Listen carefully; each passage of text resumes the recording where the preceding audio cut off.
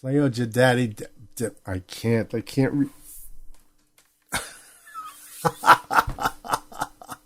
Dude. Kids sleeping with the fishes. Okay. I get where this is coming from. All right. I mentioned what we're going to talk about this evening. I'm not going to get into that in just a little while. But there was, we spoke about what happened to the Star Trek actress Michelle Nicole's companion, who was arrested at LAX, the 1960s TV series star who played Lieutenant Uhura in the series, who's 81 years old, was going through the airport at LAX in Los Angeles. And the police told TMZ that the 81-year-old Nichols and her 20-something male companion, and I don't know if that's quote-unquote, but it's male companion, at the American Airlines terminal when the guy's suitcase fell open, and what allegedly was revealed was a bag of methamphetamines. You can't make this shit up, ladies and gentlemen. You just can't. You can't make it up.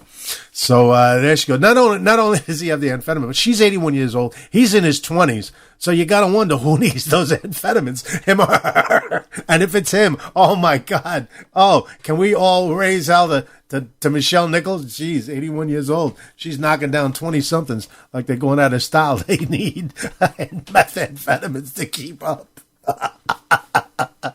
You go, Michelle. We love you. Just thought I'd go over that a little bit for you. You guys ever watch the Dog the Bounty Hunter? Oh, for those of you who don't know, this falls under the irony segment of the show, if you will. Well, the Dog the Bounty Hunter is a guy who goes out and he's an actual bounty hunter. And he goes out in Hawaii, all over Hawaii, and sometimes, the States, and he goes and he brings back felons, because he put up their bail and they've skipped, so now he's got to find them. And that's how he gets paid. They make money. And with him were his sons, his daughters, and his wife, Beth Chapman, who is a staunch supporter of him and in this business, is there with him every step of the way. And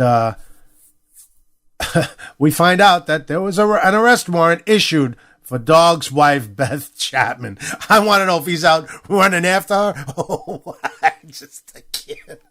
And see, you can't make this shit up, ladies and gentlemen. I keep saying that. You just can't make this up. For years now, they've been on TV chasing down felons. Now they're chasing her down. I wonder if he put up bail for her now. If she skips, does he have to chase her now? I don't know. Yeah. Oh, such ironies this world produces.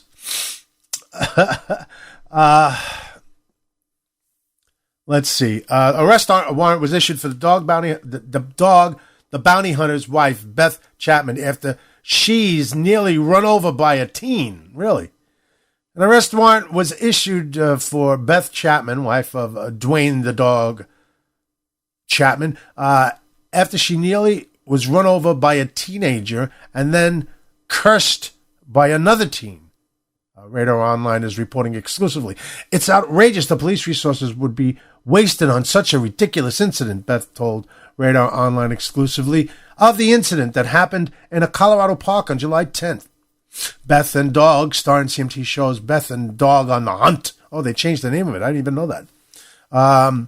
What's more, one person involved had a gun that was plainly visible to Beth while her children were in the immediate area. This guy came over to me while I was out of my car and started saying, we're big fans and we want autographs and photos. Beth told Radar that I wanted him to get away because he was talking to me and he had one hand on his firearm. I called Dwayne because the guy had a gun. Dwayne was down on the lake fishing. He came up and told him to get out of here. Then called the cops on the guy with the gun. Gathered our stuff and split. We weren't going to have our kids someplace where there are firearms. Yeah, okay. All right. Dog and Beth were with their son Gary, 12, daughter Bonnie, 14. grandson Travis, daughter Cicely, 20, and other family members. It all happened in Monument Lake in Monument, Colorado. Cops have issued a warrant for misdemeanor harassment after a teen girl complained that Beth spoke rudely to her. Yeah, I want that guy arrested. He told me to go. Never mind. Quote, my husband and I were there with our family, including our very young children, when a young woman in a car with a male driver came speeding dangerously close to where I was walking my dog and where my children were standing, Beth told Radar.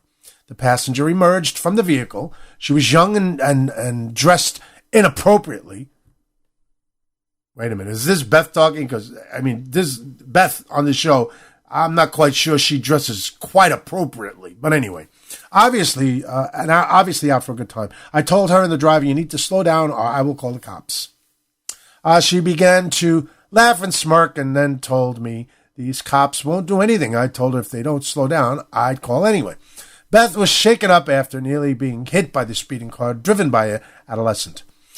She says the driver and the girl who filed the complaint both were holding beer cans. I didn't like the way they recklessly drove their automobile with young children nearby who could have been seriously injured. I don't like the way she was scantily dressed, flaunting her almost naked appearance in the presence of my young kids, says Beth, who adds she suspected the female was under the influence and told her to go away. She was rude and I was harsh, and that's the extent of it, Beth told Radar.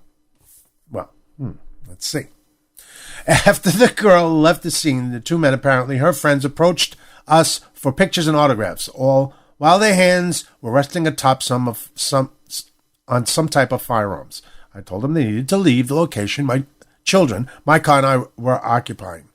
To leave the location my children, my car, and I were occupying, and I inquired whether they had a concealed carry license for the firearms. Dog also asked them to leave. They finally returned to their car, and Beth called the police asking about the concealed weapons carrying law and how it pertained to public areas and parks with children present. Dog and Beth then left. This story goes on and on and on, and I'm not about to read the rest of it, but hey. Let's see. Funny. I'm telling you. I can't. What else?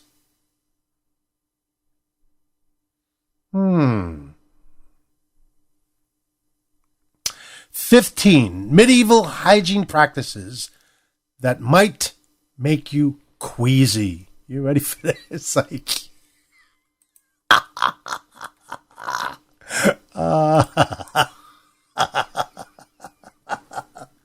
See, now I gotta read this. I have to read this now. Let's go see. 15 medieval hygiene practices that might make you queasy.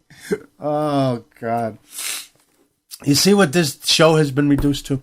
Well, before I do this, let's go over to the chat room and see if there's anybody new. They're still going on, Apocalypse. Yeah, okay. They're going back and forth. Okay. Let me get back here because we don't want this. There we go. Stop that. Kill that. Okay. So, back to our chat room. Boop-a-doop-a-doo. But, oh, Jesus, really? Okay. 15 medieval hygiene practices that might make you queasy. This is too funny. I can't. Oh, hold on a second. There's something playing and I can't find it, so give me a second here. Yeah, see, something's playing. I can't find out exactly what it is. I don't know why. No, that's not it. That ain't it. It ain't there. It ain't there. It ain't there. That ain't it. Let's go over there then. Maybe over here. No, that ain't playing on it. No, that, no. There it is. Stop you. Okay. All right, let's get back to this.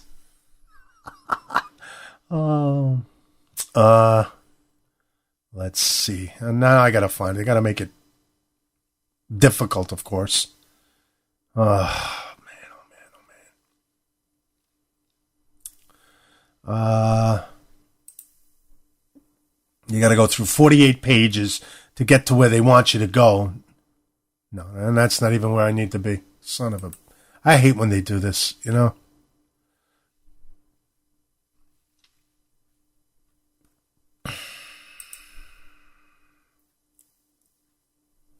Okay, here we go. 15 medieval hygiene practices that might make you queasy. Chamber pots. Did you know, ladies and gentlemen, that chamber pots were containers for collecting urine overnight? Back in old Edinburgh, you always have to be alert for the shout of Gardez-vous, which is French for watch out for the water.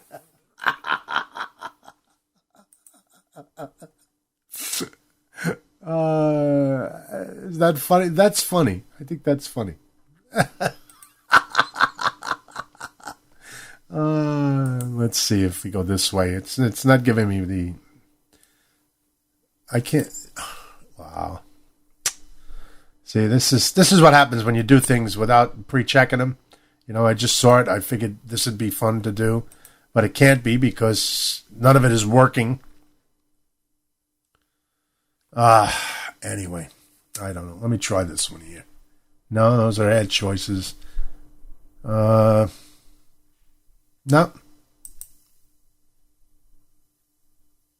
Won't change.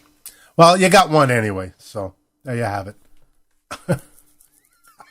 I can't get to the rest of them. I don't know how. They won't let me. So, watch out for those chamber pots when you're in France, because they're throwing shit out the window. It could be piss. So, that's Gardez-vous. Garde, second word, Loo. So, when you hear that, duck, I guess, because you're going to need some. Anyway, what are you going to do, you know? Let's see. Is there anything else here that we could do before we get into our main discussion tonight? Oh, did I mention that they took some DNA from Michelle Obama, and her mixed race heritage says that there were slave owners in her past. Yeah. To trace Michelle Obama's past. Let's see. First Lady Michelle Obama always suspected that she had white ancestors, but she had no idea who they were. I was able to solve the mystery and finally identify the white forebears who had remained hidden in her family tree for more than a century. All across the country, growing numbers of people are turning to DNA testing as a tool to help unlock the secrets of their roots. Using companies such as Ancestry, among others, or Ernie Abbott, because he's into it. Well, not DNA testing, but he does all that Ancestry stuff, and he's good at it.